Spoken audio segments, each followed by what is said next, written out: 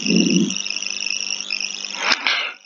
Lecture में मैं doctor Ashok Kumar Goyal, associate professor mathematics, MSG college Bharatpur, ये video BSc part first mathematics के स्टूडेंट्स के लिए है, paper first discrete mathematics.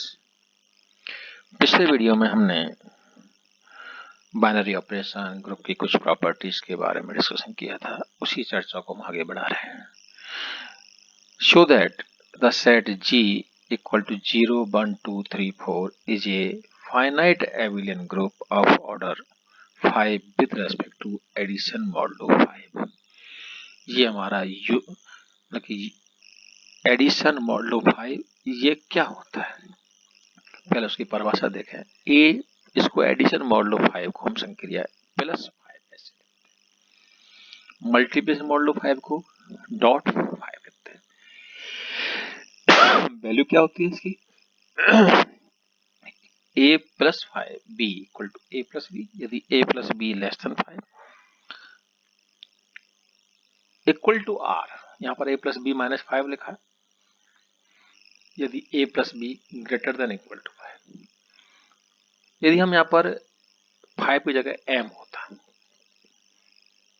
m का मतलब 10, 15, 20 जो भी हमारा होता, तो उस केस में हम क्या करते a प्लस b, यदि a plus b less than m और इक्वल टू r, यदि a plus b greater than equal to r। r क्या है, r least non negative different after dividing a plus b by m, मतलब a plus b को m से divide करने पर जो रिमाइंडर आए वो हमारा।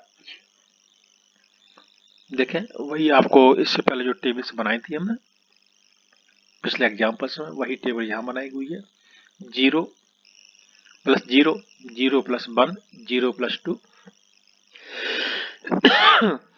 1 प्लस 4, ये क्या है, लेस देन 5 का ये नियम इसमें नहीं लगेगा, ग्रेटर देन इक्वल टू 5 बनेगा, तो ये आ गया 0। इस तरह से ये टेबल हम बना लेंगे, और टेबल बनाने के बाद हमें देखें कि सभी अवयव इसी जी के अवयव है। आप देख रहे हैं सभी अवयव इस जी के अवयव है, और आप देख रहे हैं कि ये सब नंबर्स हैं। नंबर्स के केस में क्या है, तो आप ये देख रहे हैं समृद्ध प्रॉपर्टी या अथवा द्विचर संक्रिया, सारणी का प्रत्येक अवयव जी का अवयव है, इसलिए जी समृद्ध है, अथवा एडिशन मॉडुलो 5 जी के जी में द्विचर संक्रिया है, जैसा कि मैंने आपको पहले पिछले वीडियो में ये बताई थी बात।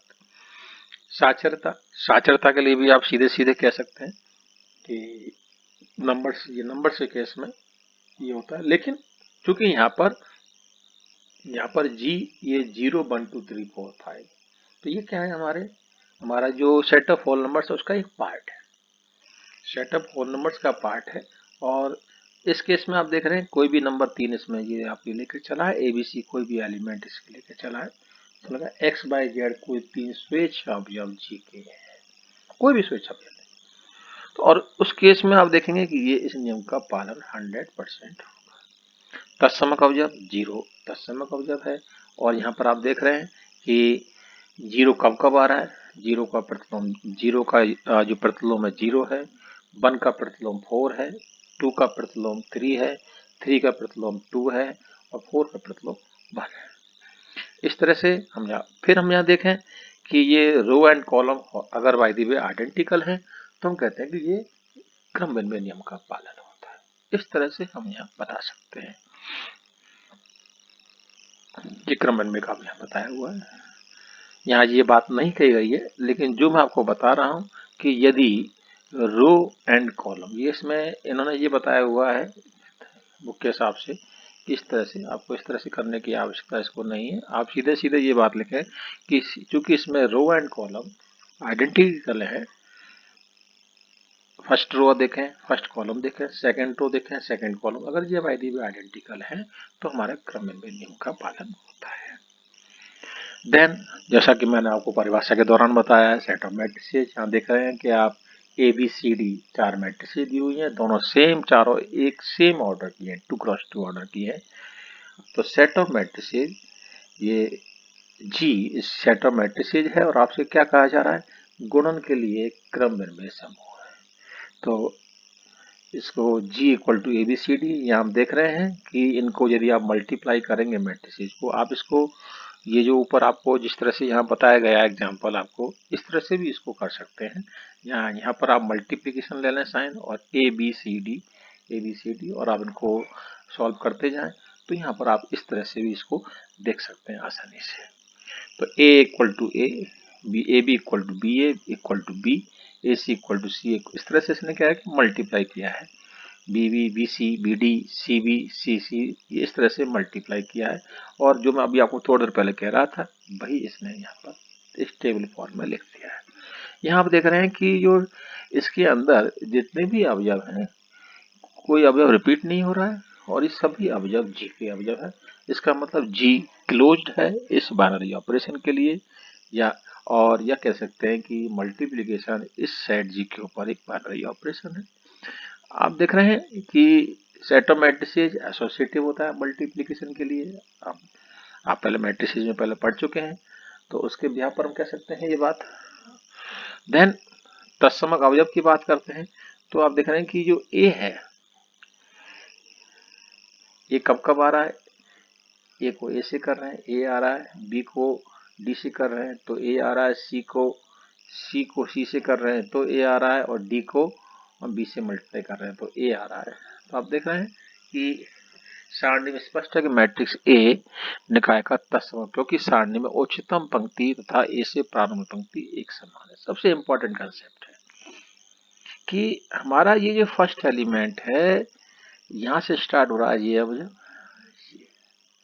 फर्स्ट एलिमेंट, अगर ये दोनों में अब क्या कहा गया है, पुनः एक बार देखें, सारणी से मैट्रिक्स A क्योंकि सारणी में उच्चतम पंक्ति तथा A से प्रारंभ होने वाली पंक्ति एक समान है। उच्चतम पंक्ति फर्स्ट रो उच्चतम पंक्ति और A से प्रारंभ होने वाली पंक्ति एक समान है, राइट। तो उच्चतम पंक्ति कौन सी है, ये आप उच्चतम पंक्ति है। A से प्रारंभ होने वाली पंक्ति कौन सी है, ये है। ये दोनों एक समान यदि होते हैं तो हम कहते हैं, इस बात को यदि हम ऊपर के एग्जाम्पल में देखें, इसमें भी आपको यही बात है, 0 अभी हमने कहा था, तो ये उच्चतम पंक्ति और तो आपके सामने जो क्रमबद्ध था उसका भी हमने एक शॉर्ट लॉजिक आपको बता दिया, इसका भी एक शॉर्ट आपको लॉजिक आपके सामने आ गया। देन जो आपने मैट्रिसेस में पहले पढ़ा था वो प्रॉपर्टी आपने यहाँ लगा दी। नंबर से केस में आपको मैंने बता दिया आपको कैसे करते हैं। तत्समक अवयव आपका हो गया। प्रतिलोम के लिए जहाँ जहाँ A आ रहा है उसको आप देख लीजिए कि A कब आ रहा है, कौन किसका प्रतिलोम है। हम कह सकते हैं कि साहब B जो है वो D का प्रतिलोम, क्योंकि B को D से मल्टीप्लाई करने पर A आ रहा है। इस तरह से हम इसकी चर्चा सिद्ध कीजिए कि सभी मैट्रिक्स समुच्चय जहां अल्फा वास्तविक संख्या मैट्रिक्स गुणन के लिए क्रम में, यहाँ पर एक अल्फा अपने हिसाब से चेंज करते चले हैं, अल्फा को हम क्या करें अपने हिसाब से चेंज करते चलें और देखें G equal to A alpha where A alpha equal to this. तो दिस G ये क्या है, हमारा 2x2 ऑर्डर की मैट्रिसेस का एक सेट है। हमें ये बताना है कि क्या ये G एक समूह है मल्टीप्लिकेशन संक्रिया के लिए। हम दो मैट्रिसेस को मल्टीप्लाई किया, हमने A अल्फा और A बीटा लिया, आपने देखा कि मैट्रिक्स अल्फा बीटा यदि हमारे क्या है, अल्फा बीटा किसके एलिमेंट्स हैं, अल्फा बीटा रियल नंबर्स हैं, तो अल्फा प्लस बीटा भी क्या होगा, एक रियल नंबर होगा। तो cos अल्फा प्लस बीटा इधर minus sine alpha plus beta, these are members of G। So multiplication G पर एक द्विआधारी संक्रिया है। साचर नियम के बारे में भी आप ऐसे ही चेक कर सकते हैं, और हम ये भी कह सकते हैं कि मैट्रिक्स मल्टीप्लिकेशन इज एसोसिएटिव, सीधे सीधे कह सकते हैं, यहाँ पर उसको अगर नहीं भी लगाए तो ये सीधे सीधे तत्समक अवयव का होना। आप देख रहे हैं कि a zero cos zero sine zero, मैंने आपको पूर्व में बता चुका हूँ यहाँ पर कि मल्टीप्लिकेशन संक्रिया के लिए जो यूनिट मैट्रिक्स है वो आइडेंटिटी एलिमेंट होता है। एडिशन संक्रिया के लिए जीरो मैट्रिक्स है वो आइडेंटिटी एलिमेंट होता है। यहाँ से इसको निकाल के बताया है, आप वैसे भी इसको कह सकते थे। प्रतिलोम के लिए क्या है, मैट्रिक्स का नॉन सिंगुलर होना आवश्यक है। तो आप देख रहे हैं कि इसका जो पहले तो इसने क्या किया, एडजॉइंट निकाला है, फिर ये इनवर्स निकाला है, और इनवर्स निकालने पर क्या ज्ञात हुआ कि यदि हम अल्फा रियल नंबर है तो माइनस अल्फा भी रियल नंबर है, और ये cos minus alpha minus sine minus alpha, और देख रहे हैं कि ए माइनस अल्फा, तो यदि ए अल्फा जी का अवयव है तो ए माइनस अल्फा भी जी का अवयव क्यों हुआ, क्योंकि ये यदि यदि अल्फा रियल नंबर है तो माइनस अल्फा भी रियल नंबर है। क्रम भिन्नता का भी पालन इसमें हो रहा है। A alpha a beta equal to A beta plus a alpha plus beta. अभी पूर्व में हमने बताया ए अल्फा प्लस बीटा जब हमने क्लोजर प्रॉपर्टी सेटिस्फाई की, यहाँ पर हमने बताया था कि ए अल्फा ए बीटा जी के अवयव है, तो ए alpha a beta means A alpha plus beta भी जी का अवयव है। तो यहाँ पर क्या है आपका ए अल्फा प्लस बीटा, और alpha plus beta, alpha beta क्या है, रियल नंबर, और रियल नंबर के केस में हमारा एडिशन जो है कम्यूटेटिव है, क्रम में नियम का पालन करता है, तो alpha plus beta equal to beta plus alpha कह सकते हैं, और this is equal to A beta A alpha. इस तरह से हमारा ये, इसको हम इस तरह से बता सकते हैं।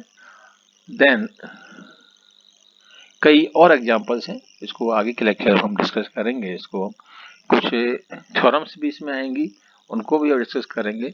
मेन आपसे इसमें मेरा जो कहना है कि आप एग्जांपल्स को अच्छे से देखें, परिभाषाओं को अच्छे से देखें, अपने मन में इनको गुनगुनाएं कि ये आखिर ये क्या कहा गया है।